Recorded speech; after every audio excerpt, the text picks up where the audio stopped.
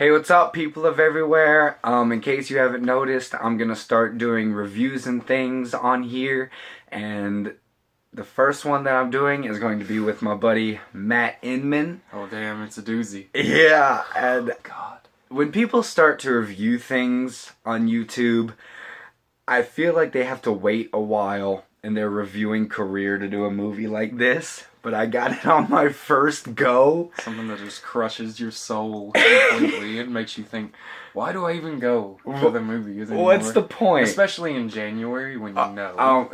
See, I should have started this in December of last year and just gone from there, but I decided to do a horror movie in January, and it is the Bye Bye Man. Now, a quick sum up of the plot of Bye Bye Man is there is this figure called the Bye Bye Man, and as you probably know if you've seen the poster or the trailers, don't say his name, don't think about him, because if you do, he'll come for you and he'll just wreck your entire existence. Sort of. Kind of. And that's what we're here to talk about is, does the movie portray that successfully? Is this thing any good? That's the question. That's we'll get there. Let's start off with some pros of the Bye Bye Man. Ooh. It's scarce. It is scarce. I think first of all, the idea is good. It's a very interesting premise. You know, it's hard to not think of something. Like if I were to go, purple pimp giraffe. I just got the most fantastic image in my head just now. Right, like it just, things just pop into your head. It's hard, if you already know about something, it's hard not to think about it. So this could be super cool. Is it though? That's to be said. Yes. And as far as directing goes, we probably should have looked up who directed this. I think her name is Stacy Title. Is actually her name. She directed Snoop Dogg's Hood of Horror. If that gives you any idea. Oh my gosh, as to what kind that of makes film so this is much going to be beforehand. It makes so much sense now. But there you go. That's the director. She's okay. It's not directed badly. Like it's fine. It's okay. Like I'm not gonna give it a woo. It's not like It's okay. It's suitable. It's fine. And as far as that goes, the direction of things, there are some scenes in there that are like hallucinations. They're kind of tense. They're like I really enjoyed those. Those were probably like the best parts of the movie. Is whenever you didn't know what was real and what was fake. It definitely got you questioning a lot of the moments in the movie. Yeah, absolutely.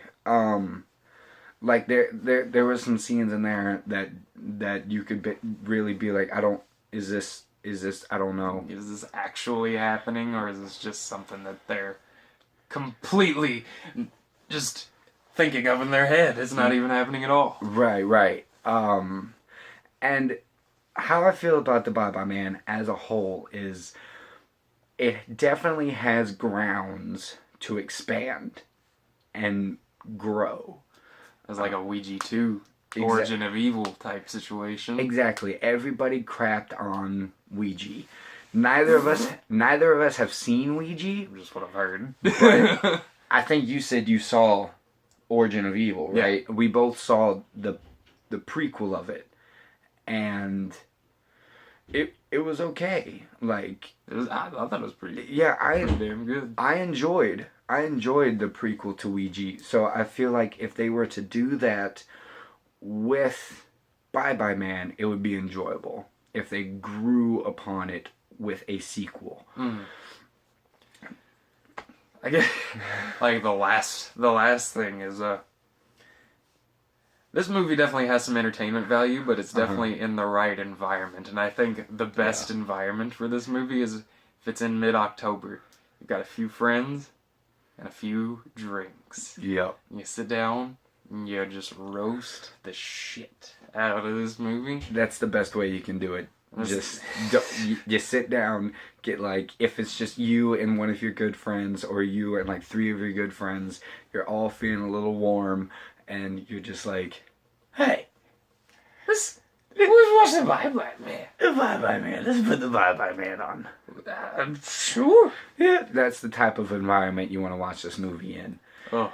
And that will lead us into the cons. Now, before we get there, we did want to say that as far as the movie goes, there aren't any fake jump scares, which is like a cat jumping out of a cupboard or a bird flying into a window or my favorite. Hey, what are you doing? Yeah, that's the worst. It's just a loud sound mixed with something unexpected that has nothing to do with the antagonist of the show. It's awful, and it doesn't have Stink that. bomb? Just awful. But the movie has some faults, a lot of them. Someone called them San Andreas type faults. Yeah, they're bad. Like, to start it off, piss poor writing. Like, I think some of the best examples of this is a guy walks up, he hears scratching outside, and he tells his friend about it, and he says, "Hey, I heard something last night." What do you mean you heard something? And then his friend walks off. It's like, I just said I heard something. That's what I mean. It doesn't make any sense that he would ask that. Or they're laying in bed and he sees the demon dog eyes, and I call the dog the ham hound because it's a pepperoni pup, if you will. Yeah, it just looks like a clump of meat with teeth. It's like it's it's awful. And he's laying in bed and he sees the eyes of this creature and he goes, "What the hell is that?" Like, no intensity in his voice, nothing. He's just, "What the hell is that?" It's just, and I think one of the worst violators of this is when the older brother gets introduced. He walks up to his younger brother and he goes, "Hey, little brother." They really do a good job of trying to hammer that into your skull that they're brothers as if you wouldn't know or something. Right, like, we can figure this out. The audience is not stupid. We can figure this out. Definitely not that dense. Yeah. And along with that, the acting is wobbly at best. Like, the main character, he's fine. He's suitable. Then there's the girlfriend. She's something. She's something, man. Let me put it this way. We looked it up. She's been in 2 episodes of a show. I don't even... That I've never heard of. No. And then she was in this. That's it. That's all she's been in. And it really shows. Good resume. Yeah. And she is one of the worst actresses I've ever seen in my life. Just awful. Like, the best I can explain it is bland and over the top at the same time. It makes no sense, just like her performance. She like constantly looks like she's like looking at a bright light the whole time, like she's just like... Yep. Looking around. Yep. And as far as the characters go, like the main character, like the best friend that lives with them, like the girlfriend, they're in everything. These types of characters, seen them all before. They're very cookie cutter, is the best description of them. There's the best friend who's the jock. He gives the best description of the main character. He's just like this very typical intellectual type character with pale skin that listens to Joy Division, and he quotes philosophy, and all the kids are into him nowadays, and you've got the girlfriend who doesn't have a personality at all. The like gothic bitch who happens to dabble in some psychic stuff. Yeah. Because they have to have that in right. a movie about possession. Exactly. Like, you've seen these characters a million times over. It's not interesting, and you don't get any reason to care. Carrie-Anne Moss's character is pretty... Like, she's just the worst detective in the world. Ever. I don't know what blackmail they had on her, like what sort of pictures or a video that they had of her in some sort of file somewhere, but it must have been some pretty good stuff because, jeez, she is... how the mighty have fallen. Right. Like, I don't know if she just had to put a kid through college. She was like, fine, I'll take these 4 scenes in this movie. I don't know. But Carrie, Carrie-Anne Moss from The Matrix or Jessica Jones. That is not what you get in Bye Bye Man. That is not. She's just bad. But speaking of the Bye Bye Man, where is he? Right. The Bye Bye. He's almost nowhere to be found in this movie. He's in like a small handful of scenes. Mm-hmm. And when he's there, he's creepy. Sure, fine, but he doesn't do anything. He just kind of like stands there and points his long, gangly fingers at you every now and then and sits in a chair or stares at you or something. That's it.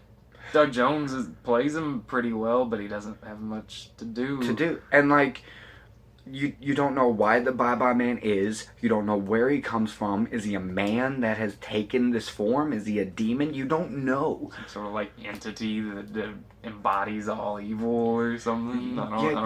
You don't know a thing, and which harkens back to the sequel thing. Like, exactly. Like, I feel like if they were to make a prequel, like they did for Ouija, and expand on the Bye Bye Man, how he started, it would be much more interesting. But what we got is just rubbish. It's a stinker. Yeah, it is bad. It was a pile. And this is my thing with the Bye Bye Man. Through the whole thing, they're like, don't let the Bye Bye Man get you. It will be the worst thing that ever happened to you. He will torment you to the end of time. He doesn't do anything. Yeah. He literally just points, and he drives people crazy. Every person that dies either kills himself or is killed by someone else. By their own accord, pretty much. We never see what the Bye Bye Man does that is so terrible. Speaking of the violence in the movie, it really suffers from a PG-13 rating, I think, at times. Especially, there's not to spoil too much, but in the opening scene, there's a shotgun-type massacre where someone wearing a plain white gown is shot in the stomach, like blasted against the wall. Like a hole is put into the wall. She's done, and she's like crawling across the floor, and there's no blood on her whatsoever. Nothing at all. Now, I'm not saying that a horror movie has to be R, but at least make it convincingly PG-13. Mm-hmm. Don't just leave us there like that person isn't bleeding at all. Yeah, this is a double-barrel shotgun that she just got pumped with. It was 2 minutes into the movie, and it already took me out of the movie. Exactly. I was like, oh, that's obviously would never happen. So. Right, and I think this horror movie suffers from what a lot of movies in general suffer from, especially recently. Every good part is in the trailer. Every single part. Like I just told him, the scene that you see that I think is the most tense, and I'm not spoiling anything, where you're like, oh, that's just a coat hanging up. Nope, it's the Bye Bye Man coming to get you. That made a lot of people be like, oh, crap, okay, that's the Bye Bye. That's in the trailer. I actually missed that scene because I was laughing at something else. Yeah, exactly. That's the kind of movie you're getting into. And it's not scary. And I'll just say this without spoiling anything, but if you've seen the trailer, you know exactly what I'm talking about. There's a train, there's a person gets hit by a train. It's in the trailer. It's meant to build up tension, like, oh my god, are they gonna make it? It's in the trailer. It's there. And I think this is one of the main reasons that this movie faults so much, because it's not scary. No scary. At all. That's like a good example he came up with. If you go to a comedy and don't laugh once, that is the ultimate failure for that comedy. Uh-huh. Likewise, with a horror movie, if you go into it, especially if you're like me and you jump at everything known to man, and you don't at all in this movie, you know somewhere something went wrong. Yeah, like if a comedy can't make you laugh, it's a fail. If a horror movie can't scare you, it's a fail. Like it fails on practically every level. Besides, there's no tension. There's nothing. The best I can give it for being a horror movie is there's no fake jump scares. That's it.